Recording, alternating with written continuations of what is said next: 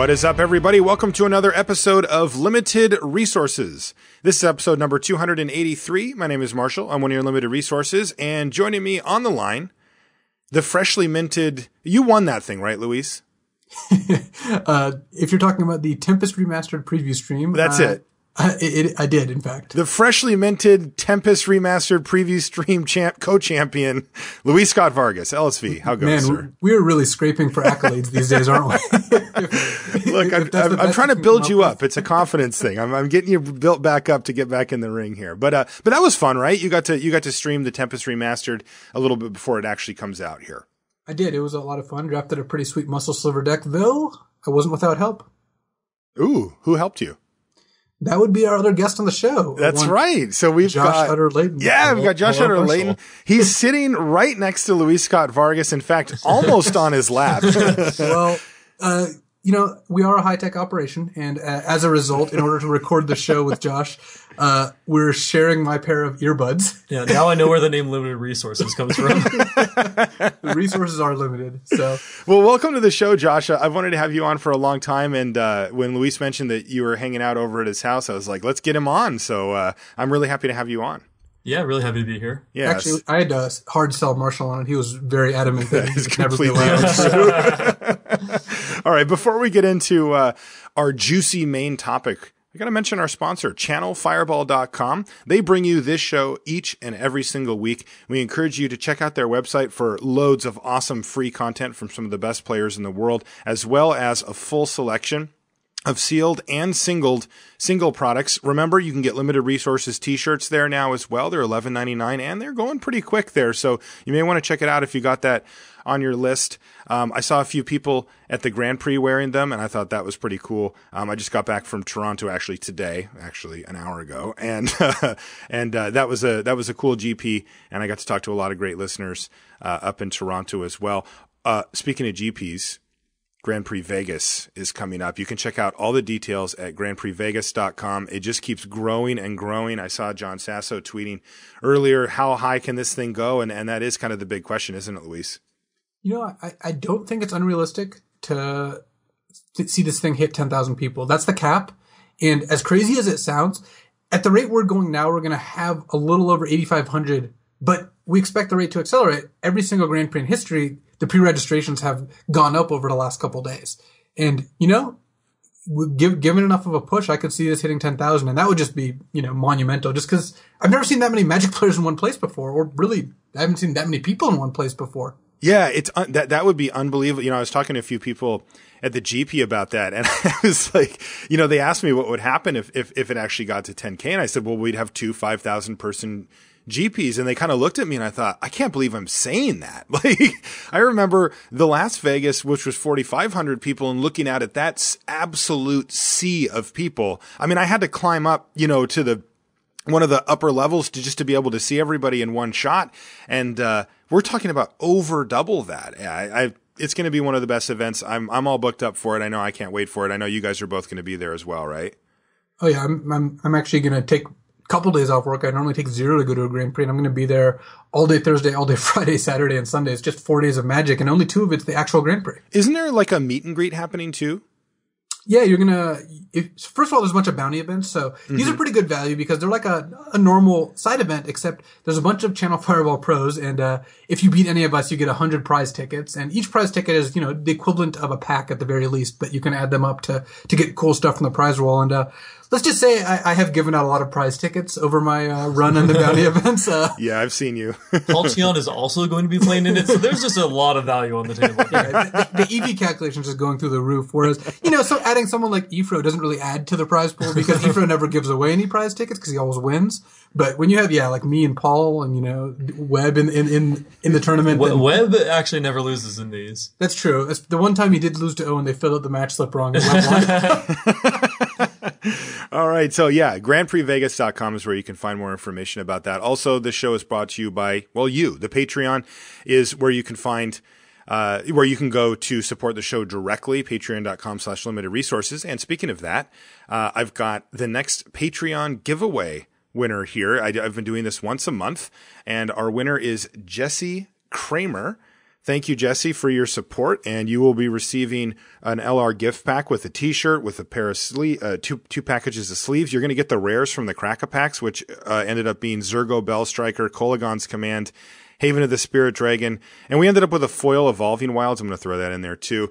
It was the only foil we got from those, and I'll be sending that out to you, Jesse. I am going to need your T-shirt size, though, because you're going to get a Limited Resources T-shirt as well. So thank you so much. We'll be doing another one of those at the beginning of next month, and just keep rolling those through. Also, we've got a Patreon question. This one's from Josh Baker. He says, and this is for both of you guys, as a beginning to intermediate level player, how do you find the errors you make in drafting as well as gameplay? Drafting is tougher, I think, because it's harder to go back on any given draft and point out necessarily mistakes. You can sort of look at decision points and try to think of what would happen differently, but you also don't know what would have happened there, because you don't know if you had taken a white card exactly what you'd see in the next pack, because it's going to change what the person passing to you in pack 2 has seen. So that's a little tougher. There, I would more like study draft strategy, kind of look over recorded drafts and see what people like, say Ben Stark did. Like he's done some really good recorded drafts. Like I think his second draft at Pro Tour Gatecrash actually is a really good one, where he doesn't take a blue-green card until like 5th pick, but ends up with a very good blue-green deck or something along those lines. I know he switches after like basically throwing away his first 4 picks, and that's the sort of stuff that's hard to do, but if you master it, you do get a lot better. For gameplay's a little bit easier, because at least for me, I mean, and Josh can of course answer for himself, after a game, especially a close game, whether I won or lost, I try to take stock of what I could have done differently and what the main decision points were. It's a lot more natural to do that after you lose, because that's when you tend to replay games. But if you really want to get better, looking at the ones you won and seeing what you could have done differently, like I've certainly won games and felt like I played them terribly, and learning from those games is really important. You agree with that, Josh? Definitely. Yeah, I absolutely do. Definitely any close game I play, I always try to go back and replay it in my head and just kind of figure out if there's things that could have happened differently that would have gone better for me. Do you have any advice, Josh, about how to make that kind of thing stick? Because, I know that one thing I've had our listeners ask us about is along these same lines, is they'll notice a trend within themselves of making mistakes that are all along the same axis. Maybe it's not the exact same thing, but it's based on the same, fault that they have at the moment or thing that they haven't quite overcome. And, they have a hard time. So they've reached the point where they've recognized a mistake they're making, but they just don't know how to make it stick so that they don't do it again. It's something you just have to focus on and keep in your mind when you're playing. I noticed something that in my own gameplay is I used to play really bad when I was winning, and like winning by a lot, especially like not like slightly ahead in a close game or whatever. But when I was winning by a lot, I would just start playing really badly. So I had to consciously force myself to just slow down and try to think through any way I could lose a game when I'm in those spots. Because if I wasn't doing that, I was just losing a lot of like percentages by giving my opponents outs that I could have taken away from them.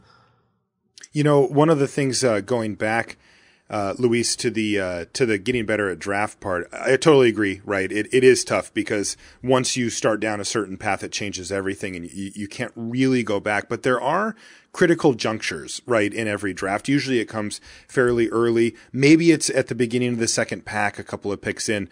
And I find that, there's a website called raredraft.com, and you can have, this is for Magic Online players, you can have Magic Online record your drafts, and it spits out a text file. And it's just a simple text file that has all of your picks and all of the options that you had.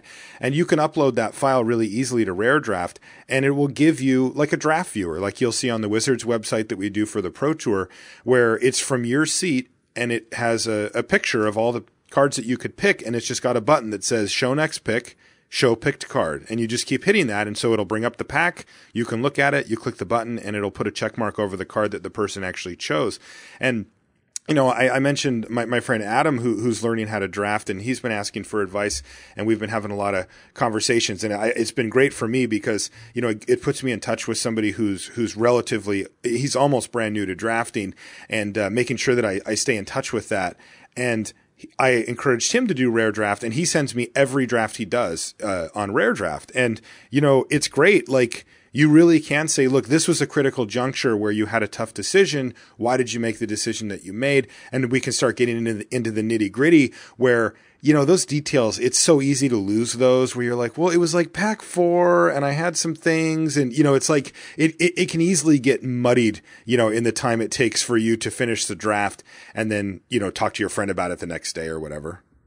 Yeah. And I think that sounds like a very good resource. And, you know, I do those same things with actually the recorded drafts that every time I'm in a recorded draft at a Pro Tour, I'll have Ben Stark look at my draft and tell me what I did wrong, which usually takes a while. But it is one of his favorite hobbies. Well, and speaking, you know, to the listeners, for those of you who don't have access to a Marshall Sutcliffe or a Ben Stark or what have you, the LR subreddit actually is getting a lot more active, and people are posting their drafts there and draft questions and, you know, first pick, first packs and all that sort of discussion.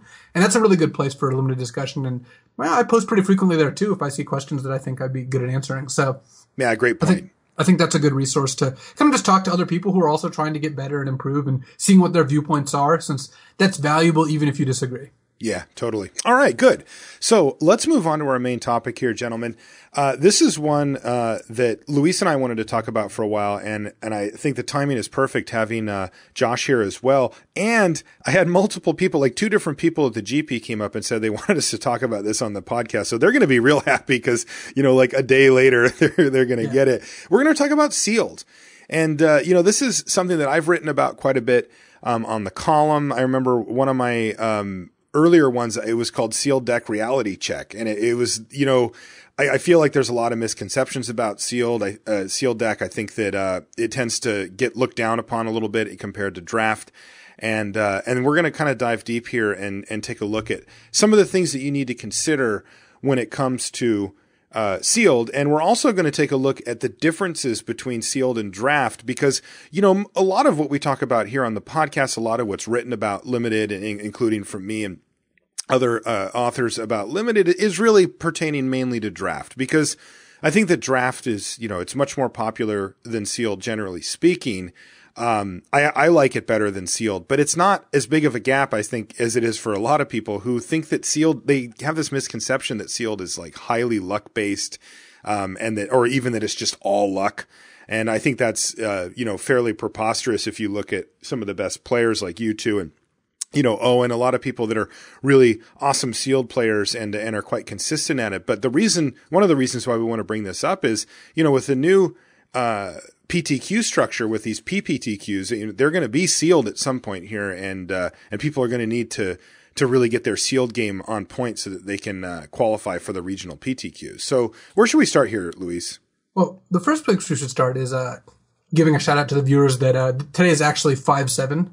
So known as Marsh Hulk Unmegamorph Day, which is soon to be a national holiday. And I think there's no way we can upload a show on that day without mentioning it, since it is Marshall's namesake. Just showed up on my Google calendar. So. Yep. When you unmegamorph a Marsh Hulk, it is a 5/7. Today's 5/7. So we have to, you know, give a shout out to the original Marsh Hulk himself, Marshall Sutcliffe.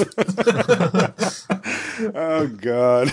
That card is going to follow me around forever. I know it. Yeah, it's going to just shamble after you, stacks and stacks of them. Mediocre shambling, yeah.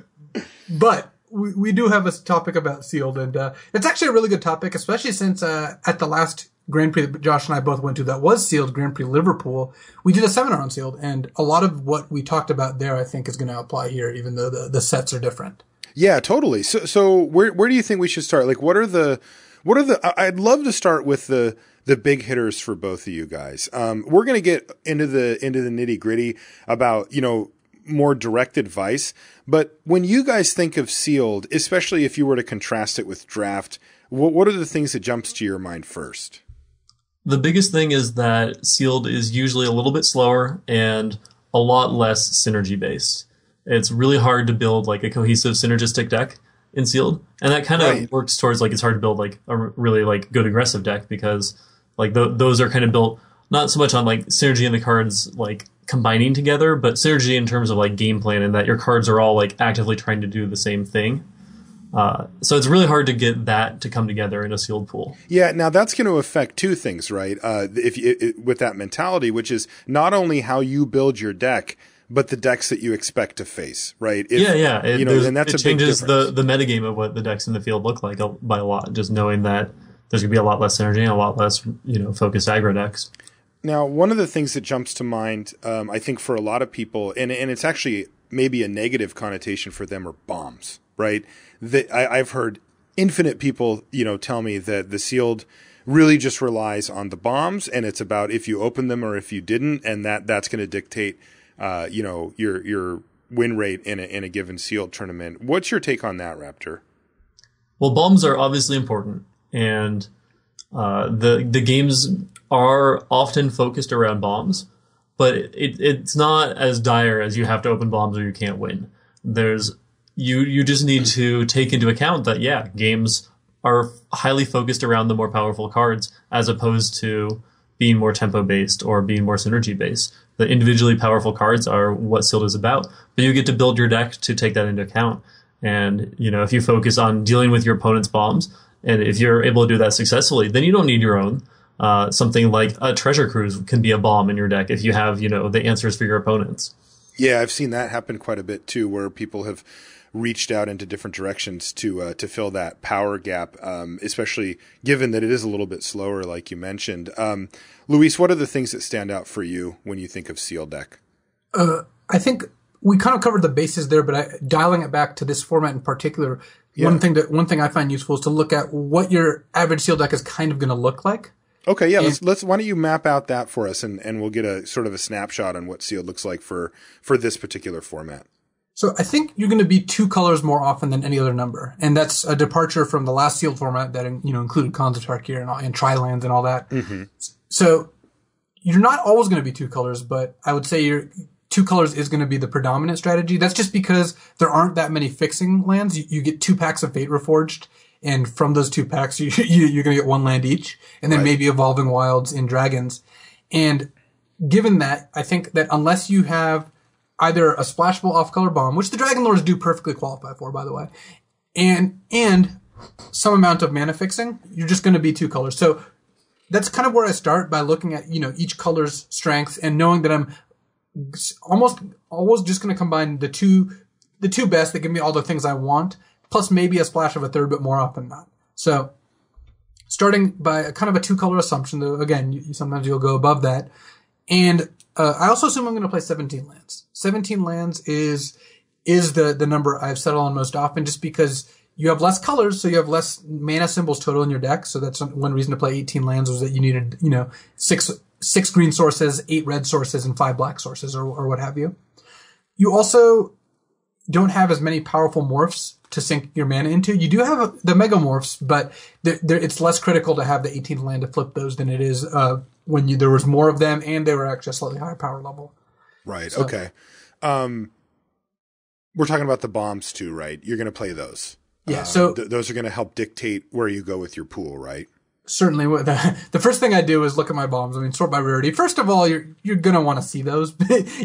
Obviously when you open a pack, you want to look at the rare. But realistically, those rares are going to guide your deck choice so much. Like, one of the AAA, 10 out of 10 bombs, when you have Dragon Lord Silumgar or Citadel Siege, it's going to take so much for me not to end up with one of those cards on my deck that I'm willing to warp my deck just because those cards are so much better. When you're looking at a great card, but one that's a little less good than those cards, then that can get a pass. Sometimes you're not always going to end up there, especially in this format where the mana fixing isn't quite as prevalent. Like sometimes, you just can't run your double green good cards. Like your Foe Razor Regent is a great card in Sealed. I would always try to play it. But if you have no other playable green cards, you just can't play a double green card. And that's just going to happen sometimes. That's something that Ryan Spain used to teach us on the show when he was a co-host, which was, and maybe, I will say that this is format dependent. Like the times may have changed, or maybe this format has such particularly strong bombs, like a couple of the ones that you mentioned, that you will actually warp your deck. But, one common trap that you'll see is that people will look at their bombs and then just start immediately building to those and kind of ignore other options. And while the bombs are important, I think it's more important to get a better feel for what your pool wants to do in general, and then see if you can support the bombs. And one way you can do that is, you talked about sort by rarity. You can kind of hide the rares, right? Like you can just hide them, or you can just set them aside and build out your pool, lay out your pool how you normally do it, and get a feel for, well, which colors does this pool really want me to play? And then you look and see which rares you have and see where those fit into the colors that you want to play. And look, if there's rares that are absolutely good enough to completely warp your deck around, then do what you got to do. But, in your average sealed format, you're better off playing, a deck that has a much higher average card quality, and rather than playing one with a much lower card quality, but like one bomb in it or whatever. Like, bombs ultimately can be dealt with in most scenarios. And if your deck is just better with the other one, it's better to go away from it. And I think that takes a level of discipline, and it can kind of open the door to see that if you don't see the bomb first. It's so tempting, you open up that Citadel Siege and you're just like, we're going white. And, maybe you are. And, that card is a card that really does work so well in so many scenarios that it might be worth it. But, like you mentioned, Foe Razor Regent or something along those lines, which is a grade A, awesome bomb and limited, it is one of those things where, like, if you just don't have the green cards, you might not want to play a card like that. It's double green. You're not splashing it. And if you see it first, you might just be super tempted to be like, no, we're doing it. We're Foe Razor Regening. How am I going to make this thing work? Where maybe you have a great, white black deck sitting there. And if you just had never seen the Foe Razor Regent, you would have just gone for that instead. Yeah, I actually don't think I'd agree with that. Oh, you don't like doing that? No. Well, what I do is a slightly modified version of that. I don't try to conceal the information from myself, because I think you just need to have all this in front of you to make the decisions. No. You end up with all of it in front of you. You just don't start with it in front of you. The first thing I do actually is I take out all the unplayables. And that's the sort of thing that really rewards prior practice, because knowing which cards you're just don't impact your decision to be like, some of these cards are even cards you might play from time to time, but they absolutely do not impact your decision to be this color or not. We're talking about like essentially the equivalent of like Erishan Cleric, like the 2-mana 1/3 gain 3. Yeah. I'm almost never going to play that card. And even if I do, because of color restrictions, like I need an extra card, that's not going to be the tiebreaker. So I'll try to take all those out. I'll then lay out the bombs or the cards that are like, I want to play this. This is the cards that we're kind of giving like A to a B grade. Where like I actually want to play the card because of this, or the color because of this card. And then I put the normal cards behind that and kind of look at those. And I think the bombs are what pull you towards the colors more than anything else. It just, the way the cards are now, a deck full of like 4s and a Citadel Siege and another rare is just going to be better than a deck full of 7s and 8s, I think, a lot of the time. Really? So it's not true of all the cards. I'm surprised to hear you say that.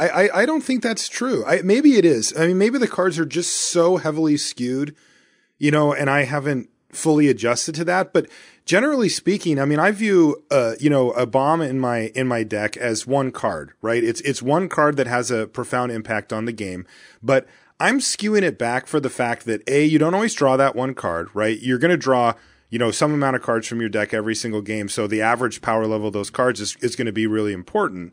And the games when you don't draw the bomb, you're playing a worse deck, which is obviously worse for you. But when you draw your bomb, that bomb has to pull your percentage up so much higher, to justify that. And the kicker for me is that I feel like people have adjusted, to the power level now, and they're going to play, pinion feasts and like things that are basically that say kill target bomb. They're going to come prepared to beat my bomb. And I don't want to, have my whole deck reliant on me playing this bomb and having it stick. Am I not giving the bomb enough credit in that scenario? I agree with you, Marshall, though I think like when Luis is saying like you'd rather play 4s than 7s, what's really going on is that the difference between the 4s and the 7s is pretty small in limited now. Like at least in the current sets, the gap in like between like the top commons and the medium commons is pretty small. So like you'd rather have just like a deck full of like the filler commons rather than like the top tier commons that has the rares in it, just because the rares add so much. Like the gap between the commons and the rares is enormous, whereas the gap between the good commons and the worst commons is so small. Yeah, I guess I should also clarify that the gap between Citadel Siege and Foe Razor Region is huge. Yeah. Like, I'm not talking about Foe Razor Regions here, because I agree with you when it comes to, like, a deck, when you're deciding between, like, you know, a blue-black deck that has a lot of good cards versus a green-blue deck that's got a lot less good cards but has a Foe Razor. I'm talking about literal Citadel Siege and, like, literal Dragonlord Silumgar or Dragonlord Atarka. These are the premium. These are the premium rares. And, like, the ultra-premium rares, I would have to have a lot not to play in my deck, whereas the, like, mid-tier, you know, still, you know, A rares are very different from those. It's like there's a category, like, you know, A++, and there's only a couple cards that fall into it. And those are the cards that I think give you enough, you know, wins above replacement value that you just, I have a hard time leaving them out, even if it, you know, contorts my deck otherwise. But yeah, when you're talking about just like the good kind of rares, like, then you have a little bit more latitude, because then you can't make too many sacrifices. Because yeah, as you say, some people can kill the cards. Of course, that's another reason Citadel Siege is ridiculous. It just doesn't die to anything. Yeah, that card just hits every category. Yeah, it has the super strict requirement of you having a creature. Yeah, you know, to well, be it doesn't. That card doesn't even have that requirement. Yeah, it doesn't even need that. It's just ridiculous. Yeah, so I guess that's a bit of a red herring, using that card as an example, because. Sure. In theory, I agree with you, and this has especially been true in sets where there is a bigger delta between the best common and the medium commons. But now that, you know, when the best common is a way to kill a creature for 4 mana, and a medium common is just like a way to kill a creature for 5 mana, it's like we're not talking about drastically different, you know, power levels here. No, and that's a really good point that Josh made is that has changed a lot. Even when I first came back to the game, which was, you know, about 6 years ago now. The gap in the commons, and you know, we had Ian on last week, and he mentioned that there's sort of a philosophical change to flatten the power curve of the commons in a given set. The gap was huge when I came back. It was, I mean, there was Doomblades, and there was like that was exactly what I was thinking. Yeah, I mean, it was Doomblade was a common. Yeah, Doomblades and little lightning bolts and stuff back then, and those were, you know, premium first pickable cards, and you know, it feels like that trend has really come to fruition now, where it is not that often that I pick a common first. I'm really looking over to the uncommons and the rare first, and then kind of, if I don't see something exciting there, I'm like, oh man. Yeah. You know, You're I have always to pick disappointed if you have to first pick a common. Yeah, where before I routinely first pick commons. It wasn't, it happened all the time. It was, you know, you saw those premium removal spells and things like that all the time. And that was normal. But yeah, it does feel like that gap is short. Now, also, it does mean that the bottom end of the commons has pulled up a bit too, though. There was some, you know, they used to call them skill testers, you know, cards that were just like really, really terrible. And while they do still print those, they're still around. It does seem like there's fewer of them. It just feels flatter now for the commons. It used to be in sealed that you would often have to, like, if you didn't play your deepest colors and instead played the colors with the rares, you could often end up short on just playables and start having to go into those skill testers to like get up to 23 cards. But that's not really the case anymore, just because of how deep the commons go. You can generally just play any color, and maybe you have to play, you know, another color that's deep rather than has the most power cards to go with it to get up to the right number. But you can pretty much always just always play a color just for one card or whatever, and you'll still just get to enough good cards to play. Right. When you have, like, you know, 3 deep colors with no bombs and 2 shallow colors with bombs, sometimes you have to pair one of those shallow colors with one of the deep colors, right, just to get to 23 without sacrificing too much. But honestly, in this set, sometimes you just pair the 2 shallow colors together. Your last 3 cards aren't great, and you still get there. Like, it is possible to do that. You can always play off-color morphs. Yeah. And, like, those just aren't that bad. Yeah, off-color morphs are not that bad. So, going back to kind of what we're looking for in a build, after looking at the bombs and, like, kind of, you know, the cards that pull you into a color, another thing to look at is how you're beating other sealed decks and how you're beating specifically other bombs. Right. If 2 decks are close and one has 3 to 4 removal spells, which is a good amount, and the other just has 1 to 0, you have to have a compelling reason not to play the removal spells. Again, this is if they're close, and bombs still kind of do trump this to some degree or push the needle, but you're not going to, you know, these sealed games are going to go a decent amount of time. In draft, sometimes you can kill your opponent before they play their, you know, Dragonlord Kolagon, or you can get to a position where you're outracing it still.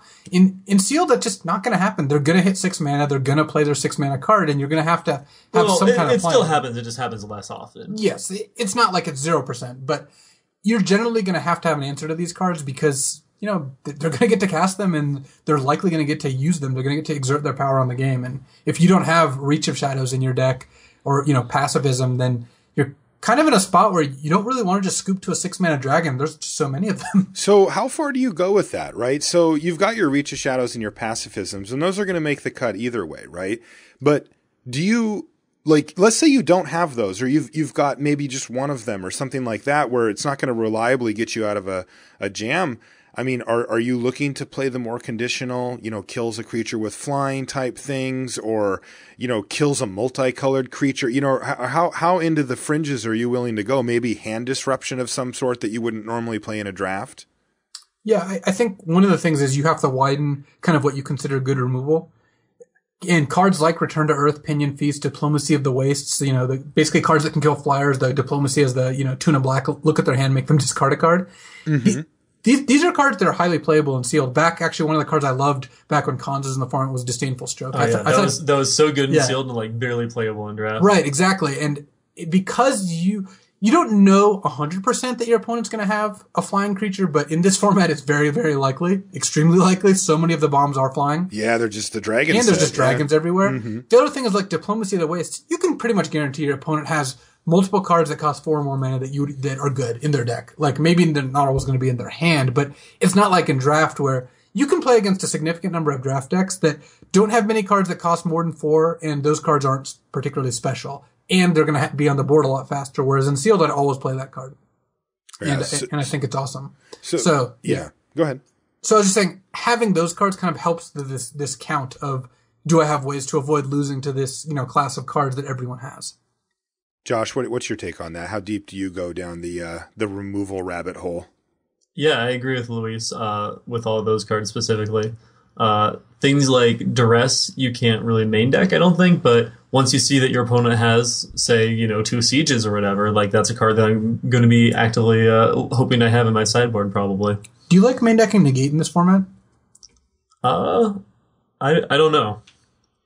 Yeah, because that's one that I go back and forth on, because in general, people play their removal spells and play their good, you know, spells like Sieges or whatever, that it is great to negate, but sometimes their bombs are just creatures and they just don't have a ton of like expensive spells, and negate is not great. I've been leaning towards... Even when their bombs are things like Citadel Siege, it's so hard to actually like connect your negate with it. I've been leaning towards main decking 0 to 1. So like in between, like if I have an extra spot, I don't mind doing it, but I'm pretty quick to like either sideboard it out or sideboard it in, depends on what I see game 1. Yeah, I think the thing that pushes it over the edge into the closer to 1 for me is that there are quite a few effectively creatures that you can counter with negate. You know, in this format, you've got your cloud forms and things like that where, you know, they're playing, you know, ostensibly a spell, but it actually ends up being a creature on the board with some type of manifest or something. Now, the downside is that most of those aren't the really problematic spells, you know, that you would hope to hit with a negate, but I like having the backup plan of at least I can hit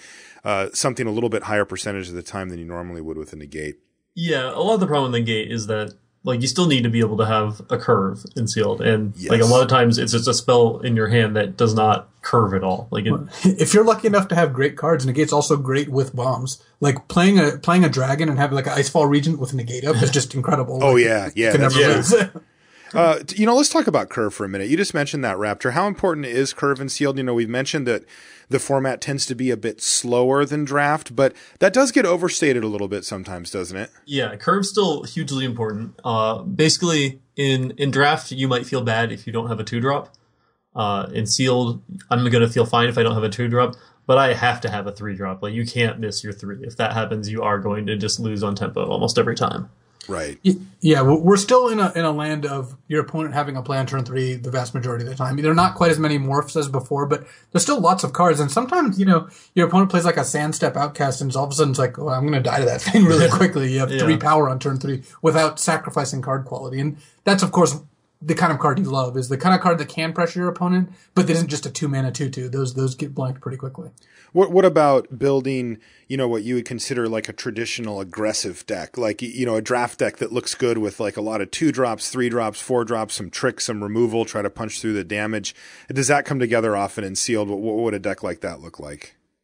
It's just one of the classic traps. Just don't do that.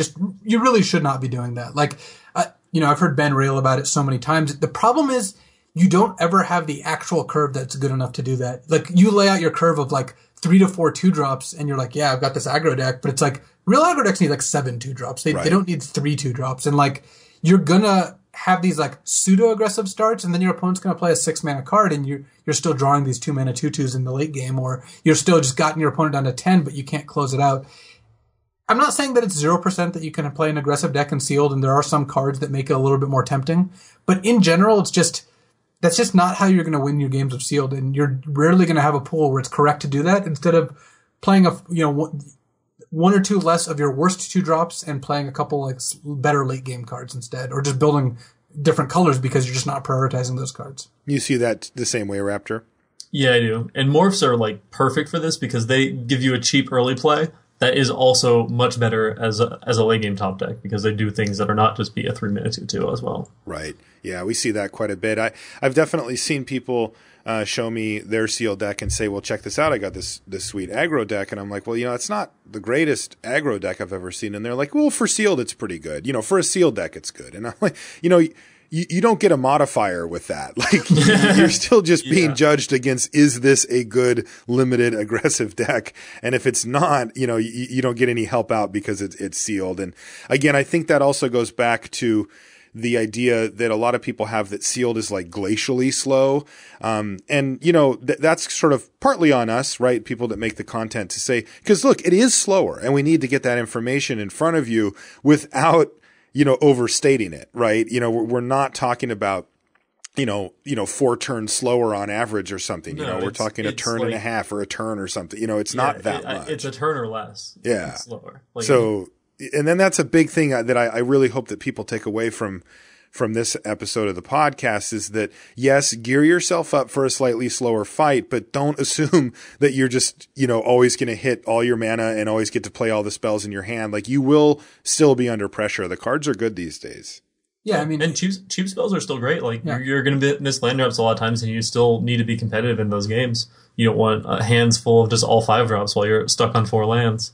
Yeah, and just because people are playing, cards like counterspells or cards like Diplomacy of the Wastes because they're good in Sealed doesn't mean that the rest of their deck is not going to be able to pressure you. They're just playing these cards. It's kind of like you took out a couple of the cheap cards for a couple more expensive cards, but most decks are still got a lot of the same stuff going on, and that still means you can just fall behind and die. Like, they can have 2 creatures out, then you play a creature and they kill it and attack you, and then they do that one more time, and all of a sudden you're in a bad spot. Luis, can you think of any examples of cards? I don't want to put you on the spot too much, but if something comes to mind of maybe a card that you would see somebody play in a draft and think, yeah, that's acceptable, but when they play it in Sealed, it you kind of raise your eyebrows like, that one really doesn't translate well to what we're doing here. Well, I know a card like Mardu Scout is not my favorite in Sealed. I mean, the power level of the card is high enough that, like, if you have like 9 mountains in your deck, you're going to include it reasonably often, but it's not a reason to play red, and a deck with like 7 mountains just shouldn't have it in the deck. You don't want to dash it early, and you don't really want to draw the card that late, even though it does have dash. But that's the kind of card, like that type of card, or just like 2-mana 2/2 is like kind of the classic example of cards that I'm just not thrilled to play. One card I do want to mention, by the way, is Goblin Heel Cutter. Goblin Heel Cutter is really good. In fact, it's good enough that I think it's still good enough in Sealed, even if you don't have a particularly aggressive deck. Just that it represents 7 damage sometimes. Sometimes you're on a board where you just dash out a Heel Cutter and attack with your 4/4, and your opponent's 5/5 they left back just doesn't do anything. And especially if you have multiples of them, multiples in the same turn, they stack really, really well. So I found Goblin Heel Cutter to be good enough, even though I'm not super aggressive, just because the rate on that card is so good. Just the power level is high enough to justify it. Though clearly, if you're like straight up super controller with like 8 creatures, you don't want it. But in a normal Sealed deck with like 14 creatures, I think you should just include Heel Cutter. Yeah, I mean, aggressive cards that are powerful, like individually powerful, are still going to be great in Sealed. Yeah, it's more the ones that are individually weak that need like a lot of support that you want to avoid. Yeah, like Warflare is a card I would basically never play in Sealed, or at least very much try not to. Like, It's bad because you're going to have less 2-drops to curb out with it to give all your creatures, +2, +1. It's also bad because your opponent has more removal on average than you probably do as well too. Yeah. So yeah, like sealed boards just have like less creatures often. Yeah. Though it is the kind of card I would keep an eye out if you think the games are going to come down to board stalls, for example. You can maneuver a situation like that, but that's more matchup dependent. And in general, I would not like to main deck that card. Though a class of cards we did talk about main decking is actually the color hoser cycler. So, Surge of Righteousness, Encased in Ice, Self-Inflicted Wound, Rending Volley, and then Display of Dominance, the green one that no one ever plays. Right. And I think the conclusion, after talking with Josh and talking with Owen, is that the red and black are played enough that you should definitely main deck Surge of Righteousness because it kills a red or black creature. And Encased in Ice is actually powerful enough to main deck as well. Owen actually likes main decking that one in draft. He put a big headline on one of his articles that said that. And I saw him do it in one of his drafts too. He definitely stands by that. Yeah, and I think the reason to main deck these is, first of all, they both, one touches red and black, the other one touches red, which are, again, the most common colors. Also, the power level of them is high enough. They're just basically direct removal. Whereas a card like Self-Inflicted Wound, it's not even great even when your opponent's playing those colors because they just sacrifice their weakest white or green creature. So clearly it's worth siding in some cases, but when your opponent plays a bad white creature, that's just not good. You have that card and it's not trading for their Ojutai, it's trading for, whatever crappy 2-drop they played. White especially since there's white token tokens. Yeah. So I think if you're playing white or blue, you should main deck Surge or Encased in Ice. I would not main deck the other three, though they're clearly very good sideboard cards. Yeah, Owen's take on it was that those cards are, he called Encased in Ice. He said it's like Terminate. He's like, you would go out of your way to play a Terminate, right? And so, in his mind, he thinks it's worth taking the risk on to get a card of the power level that's that high. Now, what about the other side of the argument, though, that you have it in your sideboard? Once you see that you're playing that, then you just bring it in because, it is kind of a disaster if you get that card stuck in your hand. Yeah, having ways to loot is helpful, but I think you're getting basically these cards have the combination of being live enough of the time and being powerful and so powerful when they are live that I think your equity is higher main decking it than keeping it in your sideboard. Though speaking of sideboards, that's another kind of underused strategy people use is, let's say you end up building a red-black sealed deck, but red-white was pretty close. You actually weren't quite sure. Sleeve up the red-white deck too. You're going to switch those decks at some point during the tournament if they're that close, just because some decks are better than others against specific answers. I see or that specific a lot. threats. Yeah. Sometimes one of the more common ones is you have a card like Surge of Righteousness in your sideboard and you play against red-black. So you'd rather be red-white against red-black after board because you have a Surge and that card plus the fact that the two decks were close enough is enough to get you to switch.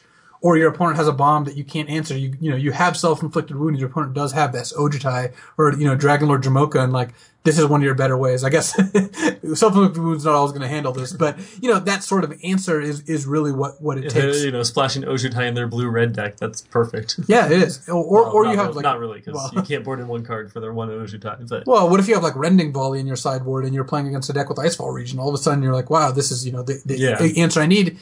And keeping that in mind, or you play against someone and you beat them with one of your bombs and you notice game 2, they have a bunch of sideboard cards against it, feel free to switch to a bomb that's attacking from a different angle. If you see multiple kill a flyer cards and you can side into a deck that blanks those, that is pretty powerful. Yeah, I've seen that. And the best case scenario for switching decks, of course, is, when you've got the red-black deck and you're beating down with that, but you've got a reasonable, blue-white deck or something that takes a completely different take, and you can just sleeve that thing up and switch out because your opponent is going to not only, weaken their deck to try to react to your other one, but you're going to be hitting from a different angle if you can, bring in a slower deck or whatever. Yeah, and I would encourage people who think they're going to do this, which you should be considering it, because I would say the majority of Grand Prix or sealed tournaments I play in, I end up having a second deck sleeved and switching to it at some point in the tournament, even if it's not every round. Sleeve up the second deck and know your switches. You have to be able to do it quickly, and you don't want to end up with a red card in your deck and no mountain, or a mountain in your deck and no red cards. And I've seen both those things happen. You an advocate of this too, Josh? Do you find yourself often scoping out a second deck? I think sideboards are way underutilized in sealed deck, and that a huge amount of the edge you can get in sealed comes from just being able to sideboard better. Yeah. If I had to guess, the average player can get more edge off sideboarding well and practicing that than any other thing we're saying here, because most of the other stuff people get to by themselves. Yeah. Sideboarding is much less obvious. And it seems to still be underutilized from a big picture perspective too. Going out and covering the GPs and stuff. I do think people tend to think a little bit too narrowly, and part of it could just be it's a little cumbersome, right? To mechanically, it is annoying. Yeah, it very is. It's like you're switching sleeves, or like you said, you have to remember every card you need to take out, and it could be half of your deck, right? Like half of the lands and half of it, and maybe even an entire deck. Easier because you have the whole deck and you can switch. Yeah. The tough part is turning blue-black into blue-red. Yeah. Right. Do you ever try to hey, who's that over there? And then do the switch? Nothing that obvious, but I try to do it somewhat subtly, just because you don't want to give your opponent a heads up that maybe they should be rethinking their sideboarding. Right, or that they should just not be sideboarding just in case you're doing something completely different. I mean, they'll obviously find out immediately. But. Well, yes, pretty soon. I think another thing is people like trying to get to one correct answer, and they like the definitiveness of it, and they like to think well, I wasn't sure to build green-white or green-red, but I got to green-red and green-red's the answer, and now I'm playing green-red. And it's no, you got to green-red because you think it's a little ahead of green-white or somewhat ahead. It doesn't mean that green-red is the answer, in all caps. And honestly, sometimes I've submitted a deck and gone and playtested and gotten feedback from other people, which you definitely should do because it's completely legal to do that once you've submitted your deck lists. Mm-hmm. And realized I should be green-white. I built green-red and I was actually wrong. So, and when you get to do that, you should have a sideboard plan for that too, knowing that your default is to change because you think you built your deck wrong. Yeah, Wrapter, what percentage of the time would you say that you submit your sealed deck and then after showing it around and thinking about it some more, maybe even playing some games, you're nope, that was exactly where I wanted to be, versus the times when you maybe change one card out every time no matter what? Exactly right. Maybe 15% of the time, probably less. Yeah. Yeah. It's always something, right? Well, Raptor's a genius. That's a high percentage. Yeah, that is. Yeah, it's funny. I know for me, it's always I just should have played another Plains, or, I talked myself into playing this other card, because I had these reasons for it. But then just after playing one game, I've just remembered, no, this deck is trying to do this. You just play this card in that type of deck, and just sort of kick myself and cite it in every single time, no matter what. That happens. I would say, 1 out of every 4 or 5 times I realize it should just be different colors completely. Right. Maybe not the full 2 different, but at least 1 different when 2 colors are close. It's not that uncommon to end up there. Yeah, I think, one of the things about sideboarding and sealed is just that, you have there's no other format where you have as big of a sideboard, right? It's not even close. In all of Magic. Yeah. It's you've got this great scenario where you get to board in. And, one of the things that Brian and I like to talk about on the show was the fact that after game 1, you've got a good idea for what your opponent's doing, especially if it happened to be a long game, or especially after it's after game 2 and you're going to the third game, where you've probably seen a good percentage of the cards in your opponent's deck and really have an idea what their overall strategy is and which cards they're using to employ it. And that has now become your metagame. Right? That is the metagame that you're trying to attack, and the tools that you have to attack it with is your sealed pool that you have in front of you. And what you happen to submit, before starting the tournament becomes less and less relevant the more that you know about what your opponent's doing. Now, sure, sometimes the deck that you submitted was really the only viable option. You're kind of stuck with it. But, the fact that you now know, let's say, 17 or 18 of your opponent's, 22 or 23 cards, that is such a more specific thing for you to attack than just building the best sort of all-around deck that you can. And sometimes there are hidden builds or hidden cards that you can find that really hit from a great angle against what your opponent is trying to do. But you have to be willing to put in the effort of remembering those cards, either writing down what you've seen or just, sort of tracking in your head actively, okay, my opponent's playing a really slow deck. They're trying to slow down the game so that they can play this card and this card. Then when you go to your sideboard, things will start to jump out. They'll be wow, this actually is a card I don't play very often, or even a whole set of colors that I wouldn't have considered for this particular sealed pool build, but I'm going to actually bring in here because this one opponent has shown me this subset of cards, and that's what I need to attack. And it does take extra effort, though. I think that the default that you see at most sealed tournaments is people will win or lose a game, just start shuffling right away, maybe browse their a couple of the cards that they have sort of earmarked as sideboard cards, the color hosers that we mentioned earlier or something, and say, well, my opponent's not playing these colors, so I'm not going to sideboard, or I'll bring in one extra card that I've been, trading in every game or whatever. But, yeah, I think that there's a lot of edge to be gained if you're willing to take that extra time. Yeah, definitely. I think thinking of your sealed pool as the entire pool instead of just your deck is something that most people don't do. And yeah, that's a great way to think about it. That's really how you should be looking at it. You should not be like, well, I'm red-green. What would I do? How would I sideboard if I was red-green? Right. All right. So let's kind of put a cap on this thing. So some things to consider from a big picture perspective for our listeners who are getting ready to play potentially a bunch of sealed events to try to qualify for the Pro Tour. So sealed's a little slower, but not a ton slower. So don't overdo that one. You're going to be playing generally 2 colors, maybe with a splash, Luis?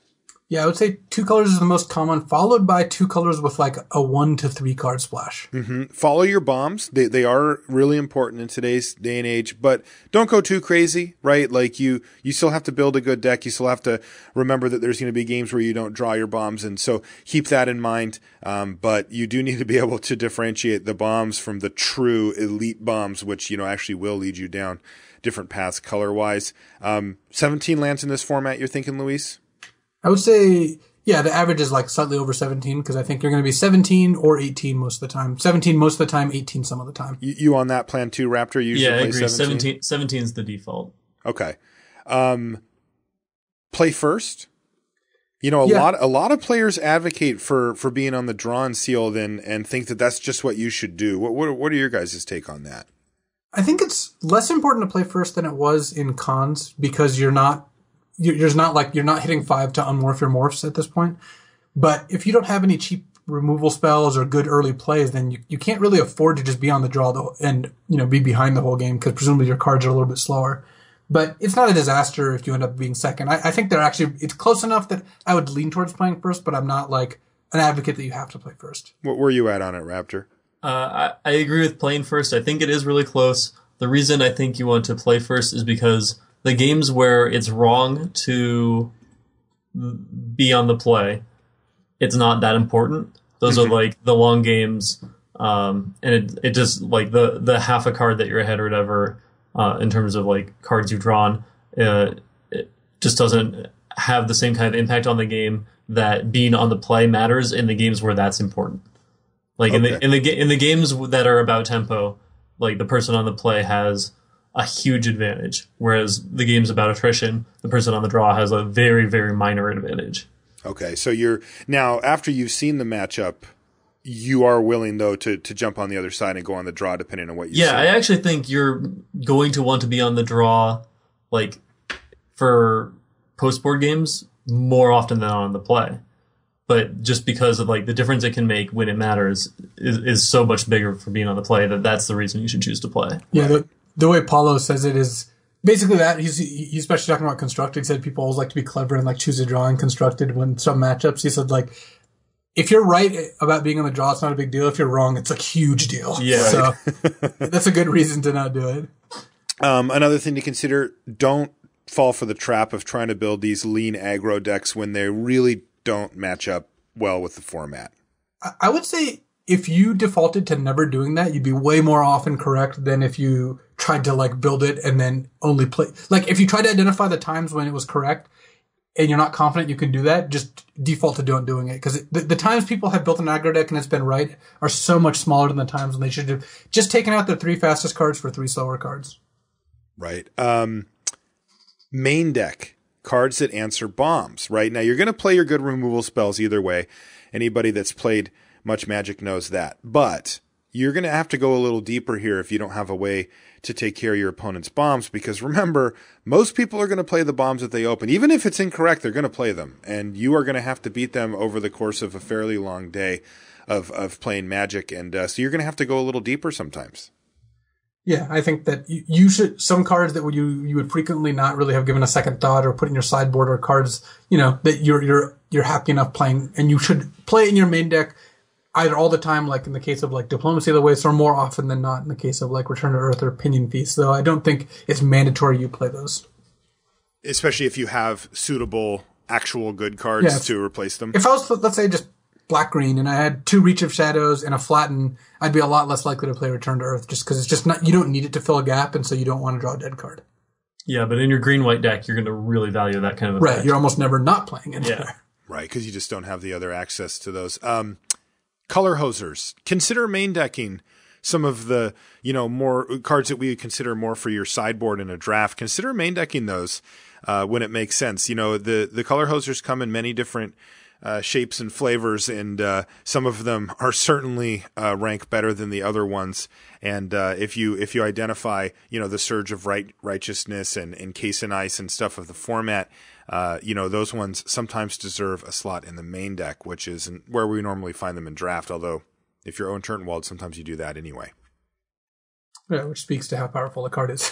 Right. Okay, so what we're going to do now is we've got something very special. We've got some Modern Masters 2015 previews lined up. These are exclusive to the podcast, so let's send it to those. We'll go over those previews, and we'll come back, and we'll wrap up the show. All right, here we are. So we've got our Modern Masters 2015 preview cards for you here. This is exclusive to the podcast, and let's get right into these, Luis. We've got, some pretty exciting ones. We've actually got, let's see here, how many is that? 12, I guess, total preview cards, though most of them fall under one major group, and it is, in fact, a major group.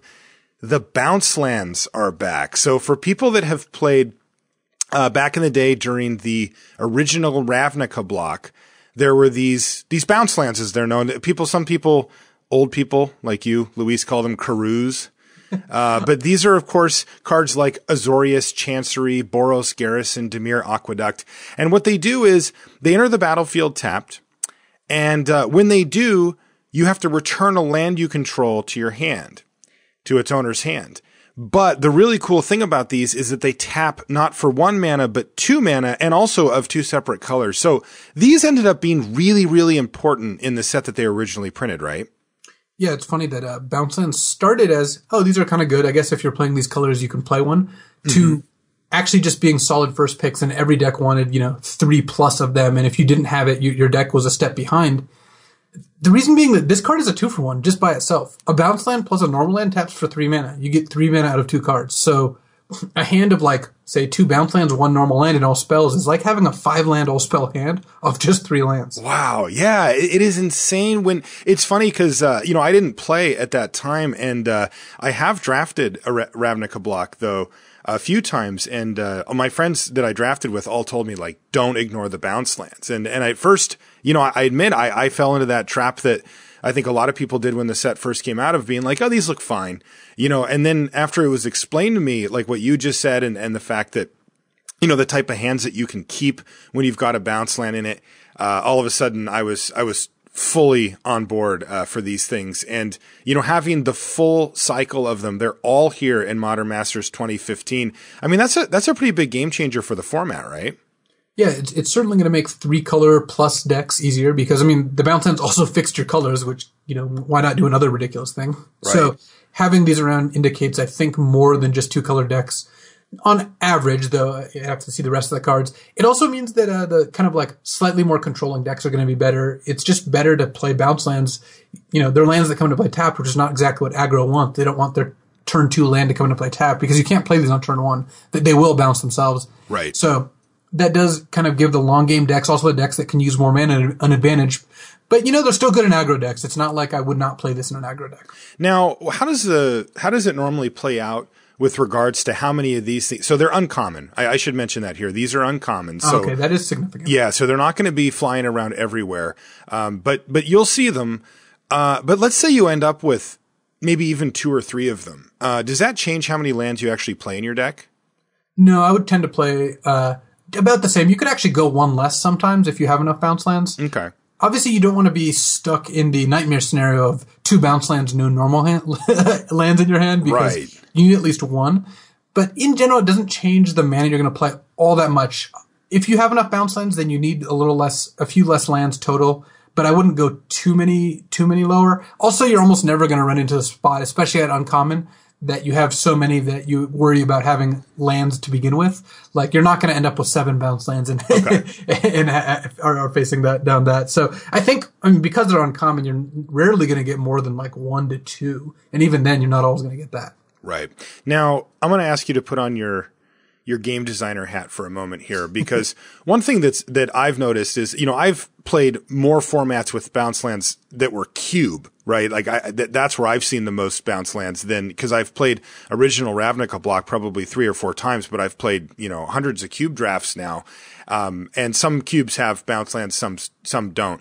But I have to say that the type of decks that I like to draft in cube often punish people for these. You can pay a pretty big tax if your turn 2 play is to play an Azorius Chancery, return your only land to your hand, and then have that Chancery either get returned to your hand itself or maybe even just destroyed.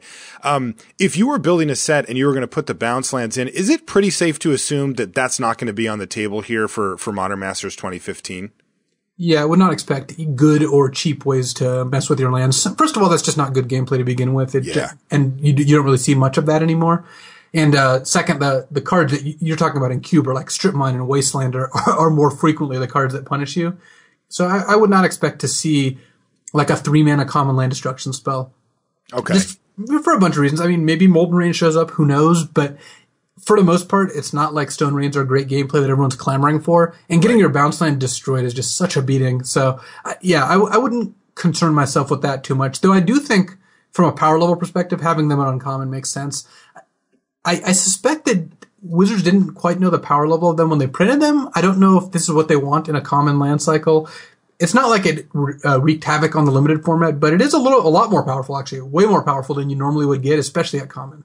Yeah, and I think that there is some downside there when you do that. The trial lands come to mind as well, which is that the people that are in the know, which usually becomes almost everybody by the time the format's been out for a while, know that you should dedicate early picks to these lands and reap the benefits. But that's not the most exciting first pick. Like when you're the clever person who's kind of out ahead of the pack and you know that you should be picking these, then it feels cool. But when you feel obliged to pick, just a land that makes mana, first pick, I think that like Wizards probably would prefer you to pick something a little more flashy, a dragon or, a sweet removal spell or just something that adds to the game a little more proactively than just a land that makes mana. Yeah, I mean, there's 2 sides to that. One is that it's not an obvious first pick, so people will not understand it for a while, which, yes, it's fun if you're one of the front runners, but for normal people, like, learning that this is what they should be first picking is not super exciting. And even when you do know that you should be taking a bounce land over a common removal spell, it's like, yeah, that's not really what people truly want. They want to take the spells that do things, even if the bounce lands are of higher power. And even if we love having extra mana and more consistent mana, I mean, you can do that at uncommon and still kind of meet some of those goals without really, really pushing it the way these did. Okay. So yeah, these look to be big players though in Modern Masters 2015. The uncommon definitely takes them down a notch from where they were, but still, we are going to be seeing these around and I do assume that they will be picked quite highly. So that's our first preview card. We've got 2 more though.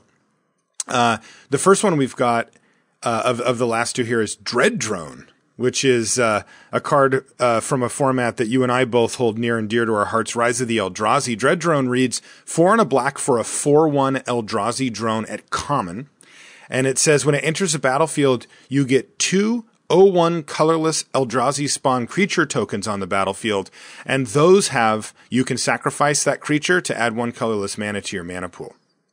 Yeah, this is an exciting card, and for a couple of reasons. One is that it's a fun card to play with by itself. You pay 5 mana, you get a 4/1, which is obviously not super exciting, but you get 2 chump blockers. You also get to ramp your mana once or twice, or twice total by 1 point each time, or some combination of that.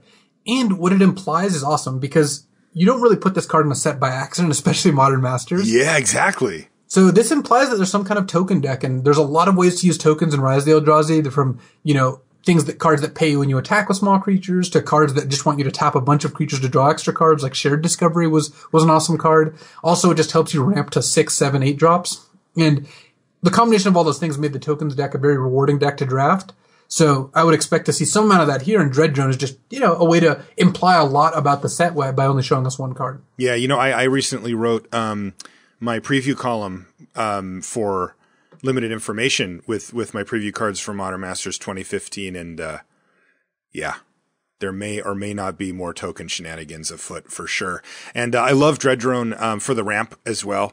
You played on turn 5, but it means you're going big, right? Like, because if you're playing like a creature that helps you ramp, but it doesn't come down till turn 5, you know that you're trying to go above and beyond that. And Dread Drone certainly did that job in Rise of the Eldrazi, and I'm curious to see what it does. One of the interesting things I've always found about Dread Drone is that it's in black, right? And this just isn't an effect you often get out of your black cards that aren't, some type of dark ritual effect or whatever. So pretty cool. We'll keep an eye on that. And one of the things you can do with those leftover Eldrazi spawn tokens is you can equip a Mortar Pod to them. And Mortar Pod is our third one. Yeah, this is a good one. So Mortar Pod, 2 colorless mana for an artifact equipment at uncommon. Its equip cost is 2 as well, but it's got Living Weapon. And this was such a huge, this thing affected, limited in a massive way and even affected constructed in a big way too. When this equipment enters the battlefield, you put a 0/0 black germ creature token onto the battlefield and then attach this to it. And that's weird, right? We're not used to creatures that are 0/0s, but what this equipment does is the equipped creature gets +0/+1 and has sacrifice this creature. This creature deals 1 damage to target creature or player. So basically, when you play it for 2 colorless, you actually get an 0/1 creature effectively, already just for free. So you're going to get to pay 2 colorless mana, get a creature, and get to do a damage anywhere you want if you want to sacrifice that creature. And then you can pay 2 colorless to shift this thing over to any other creatures you have and give them that same ability. And man, I got to say, I remember when I first saw this card and I thought, oh, there's some potential here. This could be okay. But I remember thinking it's pretty low impact. Like, you're sacrificing actual creatures. Like, the first one's sort of free, which is okay. That's format dependent type thing, if there's a lot of 1 toughness creatures or not. But still, I remember thinking like, not super hot on this card. We'll see. And then I played with it a few times and I was like, oh my God, this card is ridiculous. And I remember bumping that one up a lot on my ratings. Mortar Pod ended up being one of the better cards around. Yeah, it was a pretty solid first pick when you're drafting the Scars block there. And for the reasons you said, you basically you play this and it can kill one of their 1 toughness creatures, which there were a lot in that format, to be fair. So yeah. We'll have to see what the creature makeup looks like. But, killing a Dread Drone seems nice. You also get to chump block with it before shooting. You can also, with enough mana and enough creatures, kind of stack them up to kill something that's a little bit larger. You can just multiple equip in the same turn. And, giving 1 toughness isn't that irrelevant either. You can put it on your 4/4 and attack into their 4/4 and they can't block it. Also, if you have it on one of your desirable creatures and they kill it, you then get to sacrifice it. So you get a little bit of extra value there.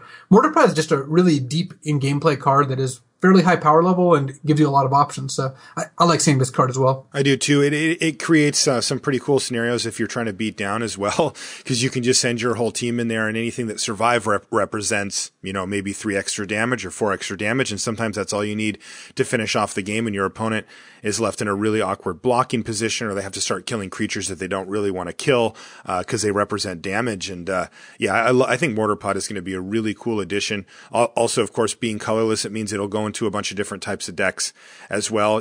We just mentioned Dread Drone, and if you've got some of those Eldrazi spawn tokens lying around that you're not really doing anything with, well, turn them into Mortar Pod fodder and start throwing some damage around the table. Yeah. So, all right, that's going to do it. That was our Modern Masters 2015 preview cards here on Limited Resources. Let's send it back to the show. All right, so there's our Modern Masters preview cards. Awesome stuff, right? That's going to be an exciting set. I'm sure both of you guys are excited for it. Of course, it's the format for the GP in Vegas as well. Yeah, and I think there's no better way to celebrate Marsh Hulk on Megamorph Day than with some sweet preview cards. Yes, agreed. And, of course, speaking of Grand Prix Vegas, that is put on by ChannelFireball, our sponsor.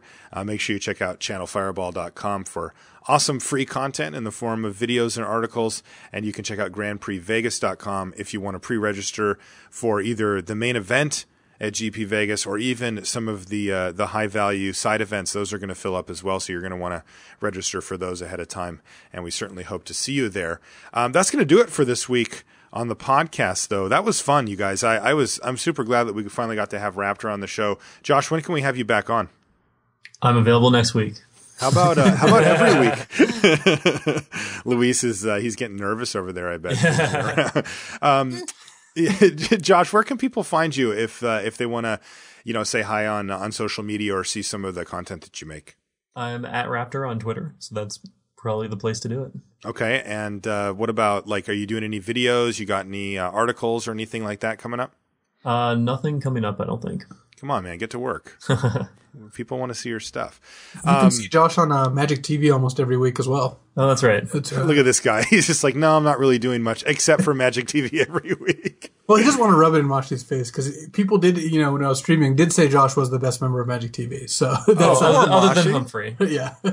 So Humphrey was number 1, 2 was Josh, and then it was Mashi? No. Then it was a tie between Mashi and Paul. Oh, that's brutal. Well, nobody can tell them apart is the problem. So, oh, God. Yeah. But that runs every week at 7 o'clock PST on twitch.com/ChannelFireball. I've been known to catch it. Twitch.tv/ChannelFireball. I've been known to catch it from time to time, but, when I have nothing better to do. Of course, if you want to find Luis and I'm Marshall Sutcliffe. I'm Marshall_LR on Twitter, and Luis is at LSV. You can email us if you've got something takes up a little more space than the 140 characters you get on Twitter, lr@lrcast.com. You can also check out the Patreon at patreon.com/limited resources, where you can get some cool bonuses for supporting the show directly. I want to thank you, as always, for hanging out with us. We look forward to this each and every week, and we appreciate you taking the time to hang out with Luis, Wrapter, and I. So that's going to do it for this week. We'll talk to you then. And since Marshall tells me that I'm still doing a sign off, apparently. After asked, are we still doing these? Yes. No, jokes aside, I actually do look forward to getting a platform to talk about something. And, I've got to go back to Storytime. It feels like cheating to use these, but they're so funny. Storytime was the best. And cheating actually is the topic I want to talk about because even though cheating isn't funny, cheating is awful, and, I like seeing cheaters DQ'd, I also think that there have been people in history who have cheated so comically badly that you cannot help but laugh. And I want to talk about a couple of more egregious instances today. The first one is a pretty fast one. That was it was during Invasion Block. And this is, two teams playing a 3-on-3. So this is, not sanctioned, not in the tournament. It's just a 3-on-3 booster draft. One of my friends, their opponent casts a Kabu Chameleon, which is not a spectacular card, just a fine card. It's 3 green for a 4/4, can't be countered, and you can pay a green to change its color. So okay, just a fine card, nothing too special. Certainly not worth adding to your draft pool. But see, the thing is, this Kabu Chameleon was in Portuguese, and none of the packs open were in Portuguese. So let's just say the draft ended at that spot, not in a very friendly manner. So it did resolve because it can't be countered, but then the draft ended immediately afterwards. Well, I think it should have ended, but I actually think they played out the draft, and the team who did not add the Kabu Chameleon still won. Oh, no, that's incredible. So this was in a side draft that you were doing? I wasn't in the draft, and I actually got told about it, and it actually might be worse than that now that I think about it. I think they might have found it in the opponent's draft deck after they won the draft. I think they might have looked through and seen. I think that's how the draft concluded, is they looked through and they found a foreign card in their opponent's deck. Unbelievable. But that's just that's just absurd. So that's absurd. I would love it if everyone who wanted to add cards to a draft added cards of the wrong language. Because that would just make it very easy. Or of the wrong Summit Prowler, which happened at a pre-release. Yes, at a pre-release, someone added the Summit Prowler without the little dragon in the background. Wow, really? Yeah. So the other two stories I wanted to tell are actually connected. They're both from the first World Championships I played at in Paris in 2006. So the first part involves the aptly named Maximilian Bracht, which sounds like a villain if you've ever heard one. And he was a very interesting dude. He was on the German national team, and he's playing a deck that can't win in a couple turns, and he's playing against Chris McDaniels, actually, who top-aided Pro Tour LA in 2005, playing Heartbeat. And he knows that his opponent, so Maximilian's opponent, can win the game given a short amount of time, and they're going to game 3. And so he starts mulliganing, but he does it with like an evil grin and keeps asking how much time is left. And he's very slowly mulliganing. And see, this is something he could have just gotten away with. You can just mulligan. You're allowed to mulligan. But he did it in such an obvious way that the judges are like, you're just stalling.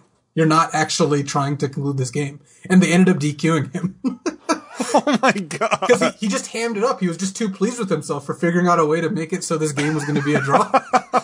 And it's just absurd how like villainy you have to be for this to end up, in the spot where you get caught for something you really just can't get caught for. it's so hard to get caught for this. Like, it takes years to get people for stalling. Well, imagine you wanted to make it so the game couldn't start in time. Just maybe take your mulligans and do it faster. Certainly, I don't want you to do this, but I'm just saying, like, if you wanted to do this, you could have accomplished it with less evil cackles and obvious questions about how much time is left. So that's too good. Just to be clear, just because he could have done it without getting caught, he was still cheating had he not been caught doing that. And he shouldn't have done it. Yes. But it is insane. Of course, that was only one member of the German national team. The next member of the German national team, this happened during like round 6. So here's the ridiculous part. So, you know, the guy in the German team is playing, and he casts a foil disenchant that was in his sideboard. He sided it in and he cast it, you know. Legit. Foil disenchant is a pretty cool card. His opponent decided the card was so pretty that he wanted it. So his opponent stole the foil disenchant. Like, literally stole it, like physically gained possession of it. And then afterwards, one of the judges somehow knew, I don't know how, asked the person whose disenchant got stolen, like, hey, are you sure your sideboard is 15 cards? He's like, yeah, I'm definitely sure. It's like, are you sure? He's like, yeah, it's 15 cards. Well, it turned out it was 14 because the disenchant was stolen. And the judges, like, they had determined that he knew it was 14 and was lying to the judge because he didn't want to get a penalty. So he got disqualified for having a 14-card sideboard. Oh, no. And not that that's illegal, but he lied to the judges about it. He didn't admit, like, yeah, I can't find one of my cards. He lied and said it was 15. Right. So the judges were like, well, you knew it wasn't and you lied to us. So he got disqualified because his disenchant got stolen. His opponent got disqualified for stealing his opponent's card, which makes sense. And at the end of the day, he never got his disenchant back. The guy who stole it just kept it. Oh my God. So he was up a foil disenchant. Wow. So they won for one, but one guy got a little bit of value. Yeah, they won for one. They both, you know, it was like a mutually assured destruction. But one guy, he profited a foil disenchant. So. That's so brutal. So let's just say that was not the best year for the German national team. So that was not a banner year. Two of their members were out by round 6. But and I was like, wow, is this what world is like? And it turns out it's not. But these particular, like, incredibly goofy instances of cheating, and stalling and theft, and you know, the guy who got his card stolen could have just, like, had he, like, you know, maybe thought it through a little more clearly, said, like, yeah, I don't have this card, you know, I don't know what happened to it, and then gotten off with a lesser penalty. But right. So I don't really know exactly how the conversation went, but yeah, these are some instances of, like, if people are going to cheat in the game, which obviously it would be great if they didn't, you'd rather them do it with their, like, you know, cartoon villain capes on than do it in a more subtle way. So that's the funniest you get out of it, you know, is ultimately not a great situation.